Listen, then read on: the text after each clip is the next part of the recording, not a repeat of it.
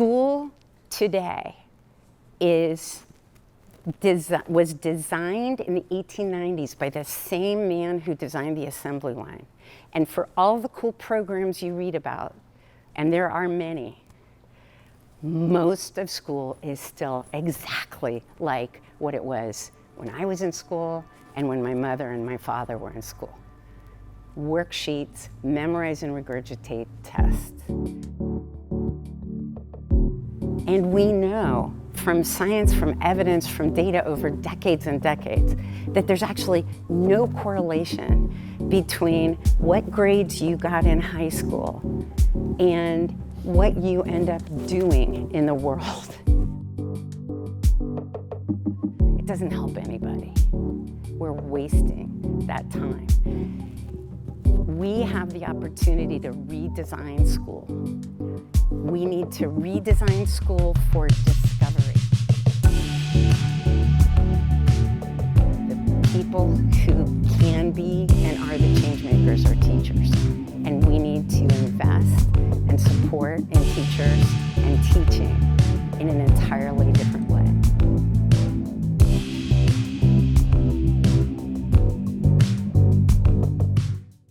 So now one other question before I start saying some things about education. The other thing I wanted to ask you is, were you a good student in high school? I want you to think about your answer to that question. Okay. All right. Everybody got their answer? You're going to remember it later? Yeah? Okay. My name is Doris Korda. I run a nonprofit based in Cleveland, Ohio, and we work with schools here in Cleveland and all over the world to transform learning by working with teachers to help them change the way they teach. That's what we do. We work with every kind of school and every kind of community you can imagine, from the most impoverished rural public schools to urban public schools in decimated situations in terms of graduation rates, et cetera, to private schools, to schools in Kazakhstan, et cetera. And all over the world, what we've seen is that the unit of change to change the entire education system is teachers. It's wonderful what we read about the cool programs after school, on the weekends. We read about cool technology. We read about all kinds of things. But kids are in school around 7 hours a day, 5 days a week, for 12 or more years. And what they're doing and not doing during that time is absolutely criminal. We are wasting human capital on a scale that is unfathomable. And we actually do know a lot, a ton of science about how humans learn best. We know a lot. We actually have methods that are rooted in science and have been developed over years and years, and hundreds of teachers and thousands of students that transform learning and empower students. We've just completely ignored the science because of the current education system we're living with. So Leanne Hartzell, I met Leanne Hartzell, she's a teacher. I met Leanne Hartzell 5 years ago when she came to one of my workshops. And she was and is a business teacher, a business and technology teacher. in a rural public school district in opioid-devastated rural Ohio, in a county where the students, the graduation rate is abysmal. The percent of students who do graduate, who go on to college, is extremely low. And where the superintendent told me when I first started working with them that 50% of their students are living with a parent or parents who are either addicted, incarcerated, or dead because of the opioid crisis. Leanne came to this workshop, to my workshop, because she was looking for innovative methods to try out with her students. She was desperate to better engage and better equip her students. When she left the workshop, after being immersed in learning in a completely different way herself and seeing the kind of science and how to apply it and how to turn school around from being mostly about what I'm teaching to truly being about what's being learned. When she left the workshop, she told us afterwards that her drive back from the workshop to her home, which was 3.5 hours away, she cried the entire ride home as she thought about the way in which she had been failing her students all those years because of the teaching methods that were imposed on her by the current system. That was 5 years ago. Leanne, who taught business, still does business and technology classes, we worked with her to try, was to have her students solve a problem, a real and urgent problem in the local community. She found a farmer who wanted to donate 40 acres of his land and was interested in what it would look like if they brought, he was also a scientist, if they brought solar farming to the county. And the problem he gave the students was create a plan for bringing solar farming into this county on these 40 acres. We worked with Leanne so that, and 3.5 weeks later, they were put on teams. 3.5 weeks later, they were going to present their evidence-based solutions to a panel that included not only the farmer, but the chief executive of the local power company, county commissioners, and a state representative. The students knew nothing about any of this, and Leanne, we worked with Leanne so that she learned and could guide, had methods to guide the teams through the problem solving in such a way that they had to do tons of research in order to do a good job. They had to learn about energy, about alternative energy sources. They had to learn some environmental science. They had to learn about the dynamics of bringing alternative energy sources into a rural community like that. They had to go out and do field research in the community to really experience and learn how do we find out what it's going to take in what the community's mindset is now and what it is we're going to have to do in order to get the community to support bringing in solar farming. They had to learn all these different things, and they had to learn because they had a deadline, they had an authentic, they had a real and complex problem, and they had real people, not just their teacher or their parents, that they had to provide an evidence-based solution to. They knew they couldn't get an A by themselves, and they had to learn how to identify their strengths, how to bring them into the work of a team, how to identify the strengths of others and facilitate their bringing their strengths into the work of the team. So what did they learn? They started to learn creative problem solving, critical thinking, collaboration. They learned how to learn hard stuff. They had to learn science and some math. They had to learn how to do quantitative analysis and qualitative analysis. Okay, that was 5 years ago. And after that, Leanne, we worked with Leanne for years, and she rocked it. She developed her practice. She experimented. She worked with others to collaborate and build new ways of teaching and getting the kids to learn.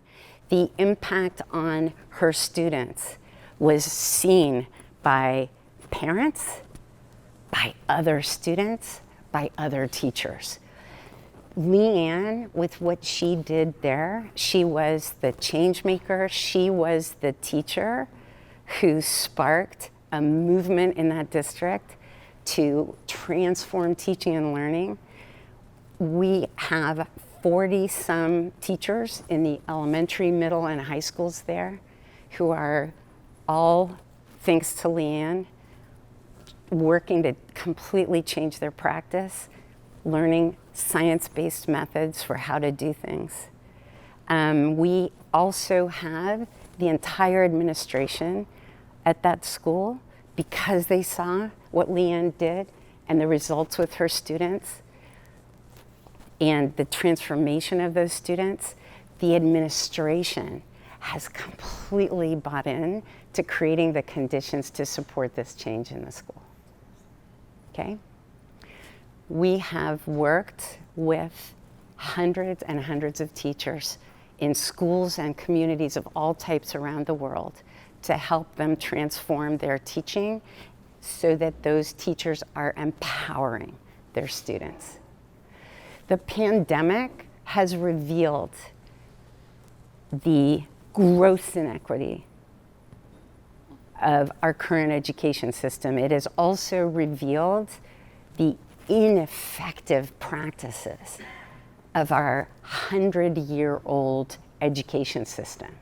People don't learn new things best by memorizing and regurgitating. They never have, and they never will. When I asked you, were you a good student? Your visceral reaction, like Thomas, was probably what you think you were as a student based on the grades that you got. And we know from science, from evidence, from data over decades and decades, that there's actually no correlation between what grades you got in high school and what you end up doing in the world. Thomas is a great example. School today was designed in the 1890s by the same man who designed the assembly line.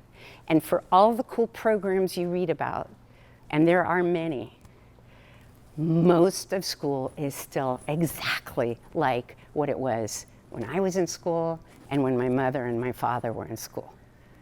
Worksheets, memorize and regurgitate tests.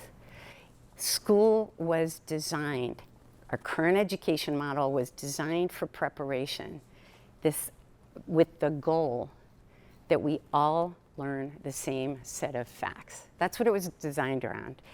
When you have, every system forms around its uber goal. When you have an education system whose uber goal remains that everyone learn the same set of facts, and we test its success based on standardized tests, we know that the retention isn't there. First of all, it's no longer helpful to have us all learn the same set of facts if it ever was, and the methods that we use, we know from evidence don't work. I'm going to give you my favorite statistic. In the 3 years between 1999 and 2002, in those 3 years, the total amount of new recorded information during those 3 years was equivalent to all the recorded human information leading up to 1999. At that time, in 1900, the rate of recorded information growth was human recorded information, human knowledge was doubling every 100 years. Human knowledge, recorded information today doubles every 12 hours. And yet we still have a decades-old education system that privileges that everybody learn the same set of facts in this nice little efficient silo, because it makes it easy for teachers and educators to say, okay, we're going to take this thing and call it mathematics, and within that we're going to tell you you need to learn this stuff, and we're going to take this thing called history and we're going to contain it and contain it and contain it enough so that we can say, okay, then this is what we're teaching everybody, and these are our tests. Does it make sense? So the world needs problem solvers, critical thinkers. The workforce all over the world and all over the country for years, industry and government has been screaming that what the workforce needs, we need a workforce that has skills that we're not producing in schools. We're not producing those in schools. It is not helpful for you and me to spend our 12 years coming out, hopefully knowing the same set of stuff. It doesn't help anybody. We're wasting that time. We have the opportunity to redesign school. We need to redesign school for discovery. Discovery of self, discovery of ideas, discovery of the world, discovery of connections, discovery of purpose, etc. And if we do and when we do, it will require completely different methods and a completely different system. We are all over the world. There are people, educators and schools working to change the school system. It's very hard work. It doesn't happen right away. There are methods and processes. Leanne Hartzell and what's happened in her public school district took years of training and support and creating conditions that allowed for experimentation and collaboration, resources, partners. It doesn't happen like that. You don't take a teachers need to have, if we're going to fix the world, it's all about education. And if we're going to solve and fix education, we need to redesign our system. And the people who can be and are the change makers are teachers. And we need to invest and support in teachers and teaching in an entirely different way if we're going to do that.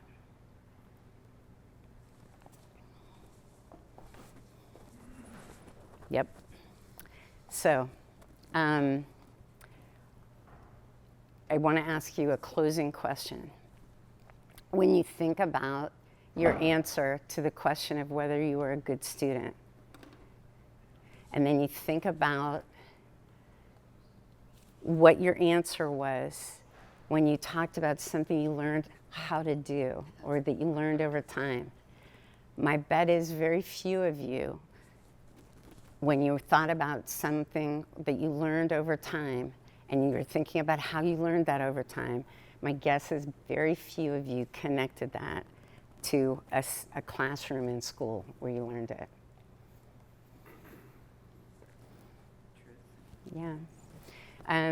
I started my career as a systems engineer, and I built solutions. I learned how to build solutions at Bell Labs out of raw technology. I then joined a very, very small network business in the basement who'd acquired another company, and with that network company business, they got some raw technology and they hired me to build a software product line out of that raw technology. That was sterling software, and we, over the next 9 years, by the time I left for lifestyle reasons, the business was the 4th largest, Sterling Commerce was the 4th largest software business in the world. I learned during my 15 years back in the old days of tech, I learned about agile development, entrepreneurship, building new things with teams. I learned about innovation and disruption, even though we weren't using those words. I then went from running a large software business to a week later being a high school math teacher. 30 years ago. I've been in education for 30 years. I began my career in education as a math teacher, stunned by what we were teaching and how we were teaching it. And fortunately, nobody ever looked at what I was doing, because I was teaching the kids who'd failed, and I was teaching the kids who came from the inner city and didn't have the background the other kids did. And I got to do what came naturally. I experimented, and I developed an entirely different approach to teaching and learning, because I didn't know any better, and I was just doing my thing. If I want you to learn, maximize your individual growth and your individual growth and your individual, everyone learns differently. Everyone's interested in different things. How do you create an educational experience where you get to maximize, you get to, okay. I then went looking, after years, math department chair, years of rocking, interesting, crazy cool things with students in the classroom. I went and found, I was looking for a school that would be a private school with public purpose and let me use it as its laboratory. And I found one in Cleveland, Ohio, called Hawken School, led by a man named Scott Looney, who, when we met, within 5 minutes we were finishing each other's sentences. I became the associate head of Hawken, and while I was changing teaching and learning there, I also built an entrepreneurial studies program, and where students were learning everything while solving real and urgent problems for local startups. Along the way, the learning was so transformational for these kids who were learning while doing, okay, not by listening, that a man named Steve Blank out in California got sight of what I was doing, asked me to do a workshop in his living room in California for people from other schools. That was in 2014. At the same time, Scott Looney asked me, will you build a high school for Hawken that's entirely like this?